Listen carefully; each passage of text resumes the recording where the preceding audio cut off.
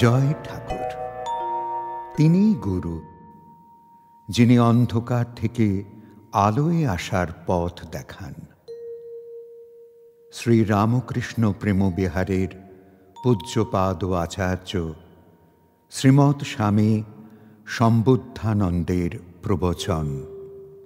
ভগবান কি পেটাচ্ছেন? মহারাজ একখানি গল্প বলবেন বললেন। মহারাজ গল্প বললে আমরা খুব আনন্দই পেতাম। যথেষ্ট বয়স্ক মানুষরাও বলতেন, মহারাজ অনেক দিন আপনি গল্প বলেননি, একটা গল্প বলুন মহারাজ। আজ সেই গল্প তিনি নিজেই বলতে চাইলেন। অতএব সবার মুখ আনন্দে ভরে উঠল। দু চারজন প্রণাম করবার জন্য দাঁড়িয়েছিলেন। মহারাজ তাঁদের আগে প্রণাম করে নিতে বললেন। এক একজন করে প্রণাম হতে লাগল। শেষের মেয়েটি মাঝ বয়সী। তিনি মহারাজকে প্রণাম করে বললেন, মহারাজ আমায় আপনি চিনতে পারছেন তো?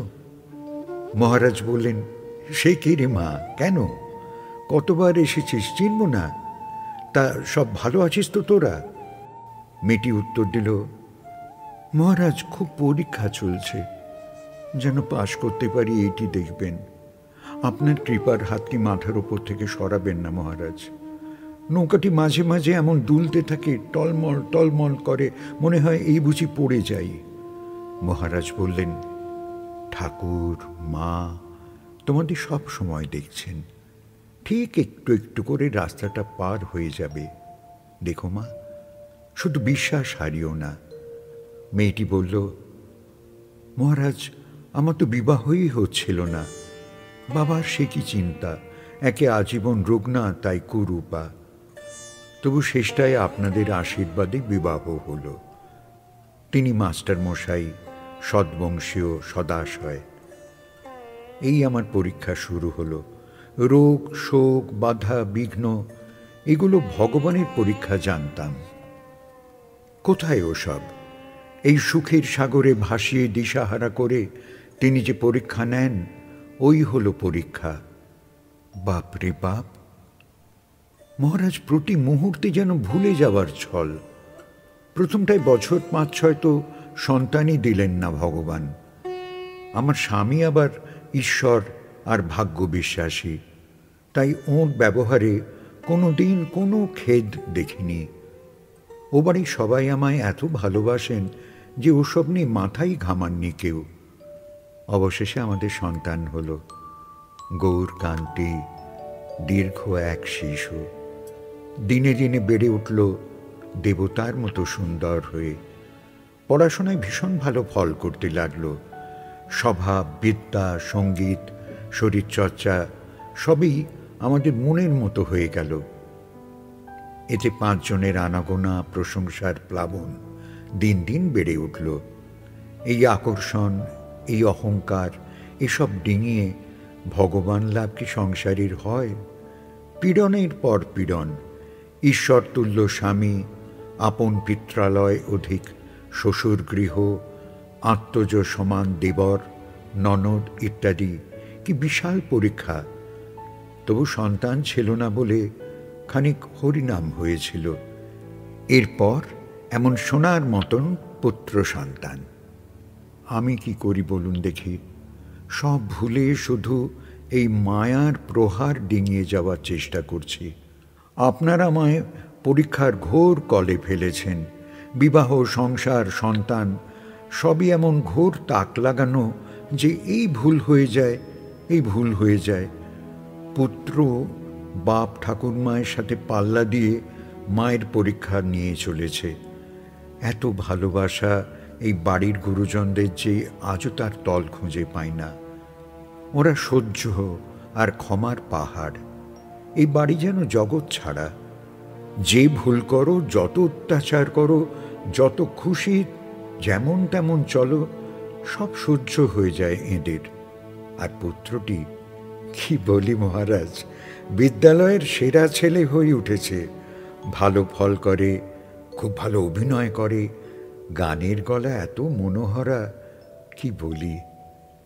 ব্যবহারখানার জন্য সারা গ্রাম ওর আপনার। আমি যদি মরেও যাই, ওর মায়ের অভাব হবে না। বরং আমি থাকার জন্যই কত গভীর ও আন্তরিক মাকে ও চিনতে পারছে না। হয়তো আবার তারাও প্রাণ ভরে ছেলেটাকে কাছে টানতে পারছে না। যার তার ঘরে গিয়ে পড়তে বসে যায়, হাতে হাতে কাজ এগিয়ে যায়। কি বলি মহারাজ, বৃদ্ধ বৃদ্ধা দেখলে ওর যেন কেমন হয়ে যায় মনটা।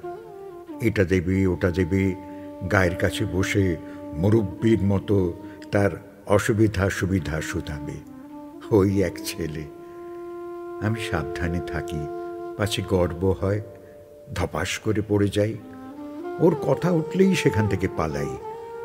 তবু দেখি অহংকারের সাপটা ভিতরে ভিতরে ফোঁস ফোঁস করছে। ওর বাবা তো ছেলে ছেলে করে উন্মাদ। আমি যদি একটু বেশি কাজ করি, সে ছেলে যে কি করবে বুঝে পায় না। তেল নিয়ে এসে ডলতে বসবে, নয় গরম জল এনে দেবে। এতটুকু ছেলে পায়ের ধার ছাড়া শোয় না, পাছে মায়ের গায়ে পা লেগে যায়। কি সম্বিত! এত বিপদের মধ্যেও নৌকাটা যে ঝড়ে জলে উল্টে যায়নি, এই বড় আশীর্বাদ। আপনাদের দেখেছি মহারাজ, দুঃখে কখনো দেহতরি টলমল করে না। সুখেই দেহতরি এই ডোবে কি সেই ডোবে। কতবা পূর্ব জীবনের অসাবধানতা অকৃতি ছিল, তাই এই ছলের কলে পড়েছি। যখন পিতৃগৃহে অনিশ্চিত জীবনের হাতছানি দেখতাম, তখন কত গভীর নাম জপ হয়েছে। আজ তো তার শিখিও হতে চায় না। সব ভালো, সবাই ভালো, ঘোর নিশ্চিন্তি, প্রাচুর্য, প্রতিষ্ঠা, ভবিষ্যৎ সব নিয়ে আনন্দের মহামারী। মরি কি বাঁচি জানি না। মহারাজ, আমরা মানুষ, আমরা স্বভাবে অহংকারী। তাতে যদি এহেন ইন্ধন থাকে, তবে তো সব শেষ। পরিত্রাণ পাব কি করে, এই ভাবলেই ভয় শুরু হয়। দৈব, ধন দৌলত, সুখ শান্তি দিয়ে যত না নিশ্চিন্তি দেন, তার চেয়ে ঢের বেশি দেন ভোগান্তি। তারপর আবার শুনেছি সুখ ভোগ করলে শুভ সংস্কার শেষ হতে থাকে। উপায় পাই না ভেবে কি করা উচিত। ভগবান সুখ, যশ, প্রতিষ্ঠা, জন, ধন এসব দিয়ে যে পীড়নে ফেলেছেন, যে বেত্রাঘাত চালাচ্ছেন, তা যেন সহ্য করতে পারি, এই আশীর্বাদ করুন গুরুদেব। প্রহারে ভয় নেই, পতনে বড় ভয়। মেয়েটির কথা শেষ হলো। আমাদেরও বড় একটা শিক্ষা হলো।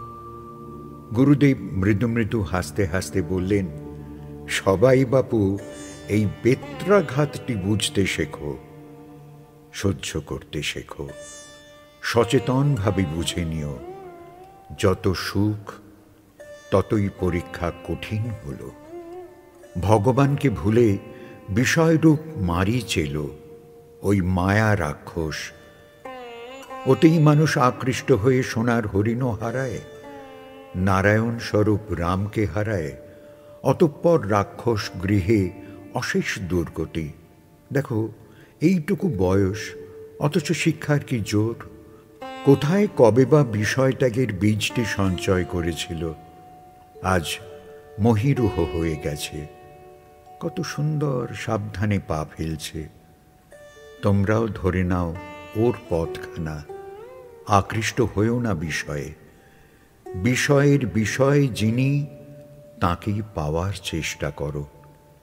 এবার মেয়েটির দিকে তাকিয়ে মহারাজ বললেন, বড্ড ভালো লাগলো রে মা, বড্ড ভালো লাগলো। খুব বুঝেছিস। ধরে রাখ এই ভাবখানা। ভবে ভগবানের নাম সার করে বাকি সব ব্যথার উৎসব এই বোধ করে চললে আর ভয় নেই। মহারাজকে প্রণাম করে মেয়েটি করজোড়ে বলল, আশীর্বাদ করুন মহারাজ। করুণা ঘন শ্রী শ্রী রামকৃষ্ণ যেন আমার এই ভাব অটলা করেন। ক্লাস শেষ হল। গল্পটা সেদিন মহারাজের আর বলা হলো না, তবে আমাদেরও তেমন দুঃখ ছিল না। মেয়েটি আমাদের যে অদ্ভুত জীবন দর্শন শেখালো, তাতে আমরা স্তম্ভিত, বিস্ময়াবিষ্ট। এমন বোধ মানুষের মধ্যে হয়। সেদিন আমরা এক মহামূল্য ভাব সংগ্রহ করে যে যার বাড়ি ফিরলাম।